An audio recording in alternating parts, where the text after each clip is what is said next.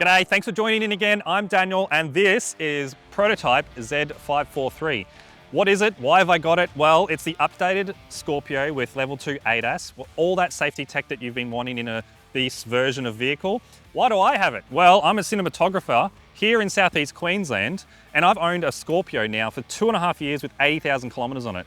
And Mahindra is actually after someone to test this and give a customer's perspective or the human interaction as to what they can improve and what's going to improve the experience while driving this thing. It's got to do 10,000 kilometers. In that, I'm doing the first 3,000 with an engineer that's flown over from India. I'll keep his identity private, but I think this is going to be a really good model for everyone to, go off-roading in, but also feel safe with their family. It's going to be broken down into city driving below 60 kilometers an hour, which Brisbane's CBD is going to be absolutely perfect for. Then I'm going to do some suburb or city sort of driving in the 60 to 80 kilometers an hour, which I'll head down to the Gold Coast, into Surfers Paradise and into Burleigh Heads. Finally, the big drive, which is all our highway driving, and that's where I get a bulk of the kilometers done, is traveling all the way out west 2 miles, which in outback Australia, that's going to be really, hot and challenging, but also gives me a chance to put it through some paces like some dirt roads, some different types of lines on the ground, and the engineer will really be able to collect a lot of data. I'll be able to show you a lot of that as I'm going to put some cameras in the car so that we can see what he's doing. He's going to have all his cables plugged in and testing all the things like the camera that's on the top of this windshield. And, we can identify what it's picking up and what it's not picking up. Okay, so what's changed on the updated Scorpio? From the outside, you probably wouldn't be able to tell the difference. But in the front grille, it's got a radar, which is used for adaptive cruise control. And at the top of the windshield here is a camera used for lane keep assist and speed sign recognition. This all funnels that information into the screen here at the front, which has got a new page called Driver Assist. This is where you can set the speed for the adaptive cruise control to exactly what number you want, set the distance between the car in front of you. You can have the lane keep assist either on, using the steering to help you guide you into the lane, or it can just have warnings only. It's also got autonomous emergency braking and speed sign recognition, which is all great safety techs that all modern cars have these days and now come in this new version of the Scorpio.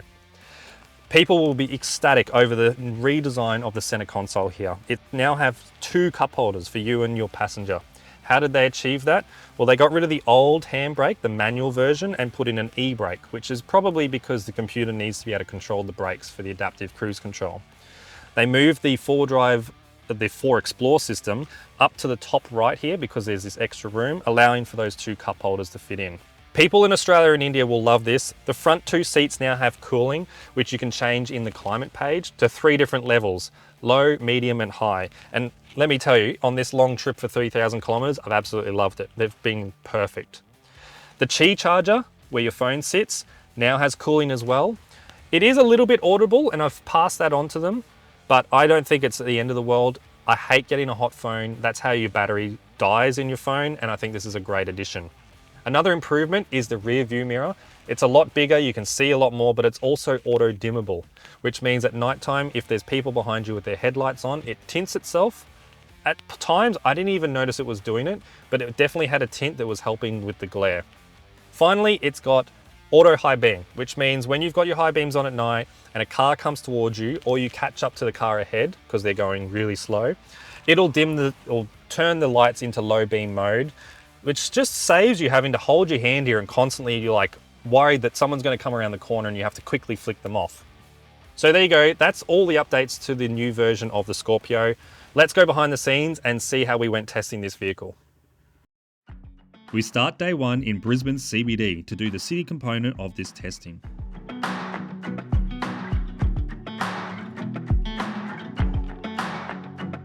So what do you want me to test in the city here? Is it do we want to have adaptive cruise control on? Yeah, same in adaptive cruise control on. Just see if it is recognizing all those traffic signals and signs.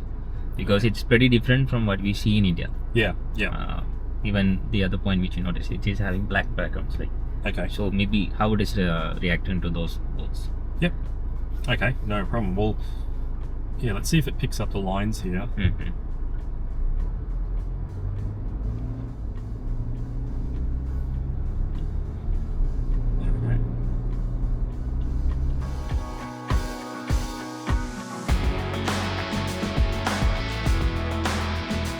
So there's a lot of cabling going on in this car, and I thought I'd explain what he sees on his laptop in front of him.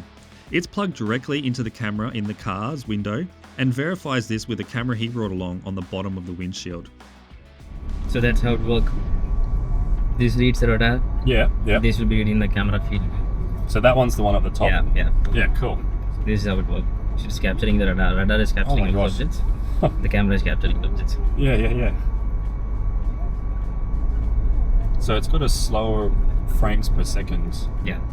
I guess because it needs to have a time to analyze it. And the data size should be pretty small for it to process fast. yeah, of course.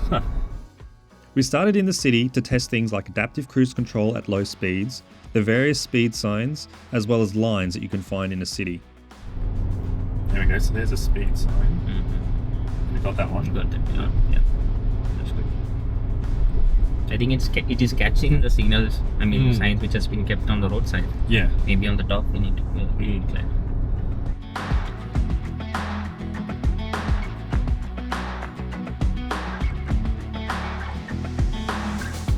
So that's cool. It's picking up the bike. Oh, that's good. I can feel it. It's braking, right? Yeah. Excellent. That's a good sign.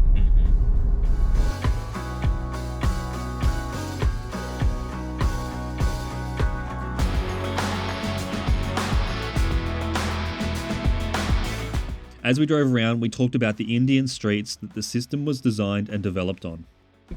Because I'm used to see all different kinds of cars. And just cutting in and out. Yeah, everyone stays in the lane, right?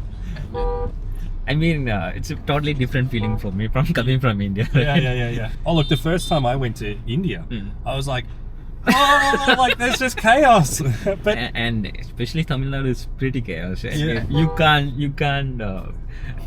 You can't predict anything. Yeah. Look, I would be scared to drive over there. Even Christopher Nolan couldn't write a story. Oh, yeah.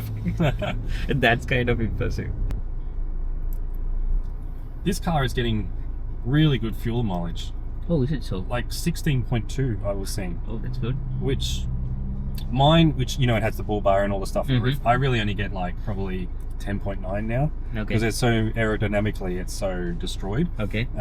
So to see 16 on this, I'm like, wow, that's really, really good. I mean, it's a lot of highway driving, I know, but you know, impressive. Yeah, getting 16 is really, it's pretty high. Yeah. Even my vehicle in India it gets 12. Yeah.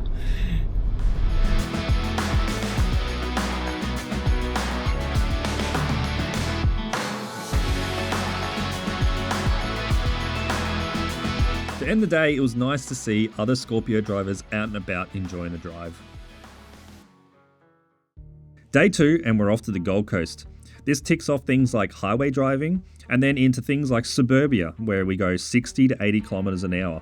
I'm sure there's also going to be things like roadworks and traffic jams, all part of the testing that this car has to experience. And I get to show the engineer all the beautiful parts like Surfers Paradise and Burleigh Heads. Let's get into it. Takes some getting used to trusting the vehicle. Yeah. I'm sure when you were involved in the early stages, it was probably a bit more nerve-wracking. I know that this system is at least complete. Yes. Here we go. That was done by the vehicle? Yeah. Good. I was just hovering. Yeah, good. That's good. Yeah. So what does highway testing involve? Not only are we doing calculations at high speed, we're also checking cars in multiple lanes.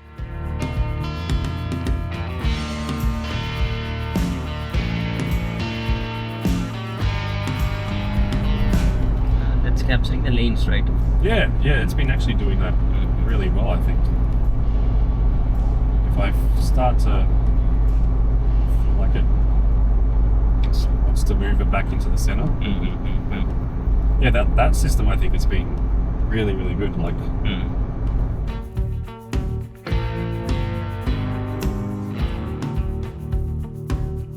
after a long drive with more highway traffic than we thought we'd experience, we finally made it to Surfers Paradise. It's a totally different culture over here. It's cool to see all this. Yeah. Oh, well, I thought if we're going to do kilometers, I may as well take it to some of the fun parts.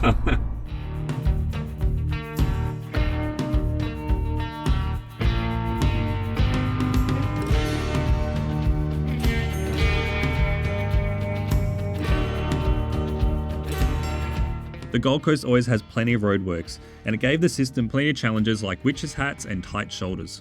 With the sun setting, we've made our way as far south as we were going to go, so we turned around and made our way back to Brisbane. It does handle this very well.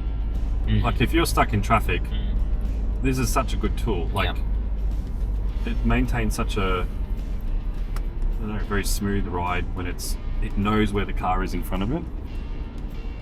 And funnily enough, this gap is actually smaller than most cars I've been in. Other ones, the small, like the single line is enough for a car to go, oh, there's a gap, and they steal the gap, and then you push back. And then another one slots in, you keep pushing back and you go, everyone's pushing in.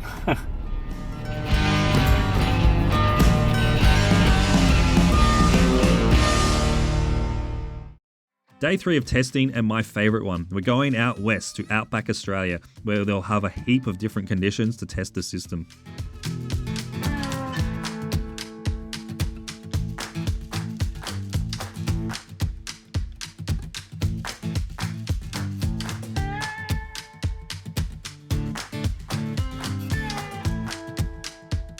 It is interesting when you put the indicator on it, like it must have another, it looks in the next lane or something, because I just felt it accelerate, and then when I turned the indicator off, it then went back to that truck or something, you know, like, is there something like that where it's anticipating what's over there instead of what's in front of us? Maybe, because since we were in the lane, it would have directly focused on the truck. Yep. When we were moving out, the target was moving away towards the left, so it might have accelerated. I was a bit confused as to why we had to test a road with no lines, but the engineer explained that it needs to be able to detect the edge to prevent you from drifting off the road and into the bushes. Yeah, this road is a good example of no markings. We'll take advantage of this too. Okay, good. So I'll set this to what, 80 or 100? 80. Yeah, this one goes on for a while. Here we go. Good. Oh, I can feel it. It's now steering the... Yeah. I'd say this road is typical of like when you go out west more. This becomes like a common sight. Okay. Where they've got huge dirt either side. Okay, so I've got a left line. Yeah, it's capturing. Yeah, I think you are going to the center. Okay. I think might catch it off it. Yep, there it is. Oh, now I'll off the left. So there's probably a very fine balance between both. There we go. Okay. Yep. All right, let's find the next challenging dirt road.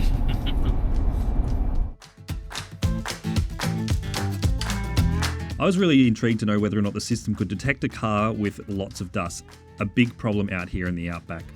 But we slotted in behind a car and it performed extremely well considering how dusty the conditions were. Oh, I can feel it braking. And now it's following. Yeah. Once it is too dusty, it's getting track off. Yeah, okay. Yeah, because there's a car there still. Yeah, it's still it's got it? Okay, yeah. Okay.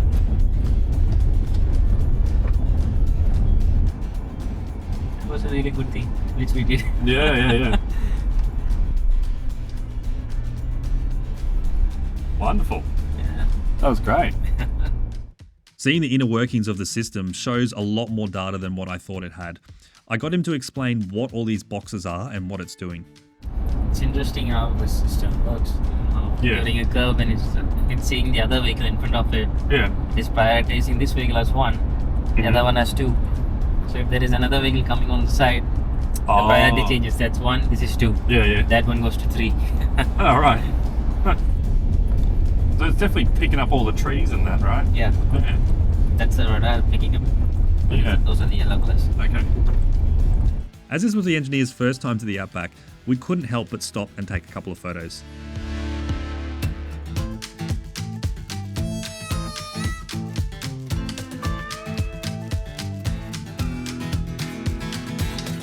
We finally made it 340 kilometres out west to Miles. Time to turn around and head back to the city.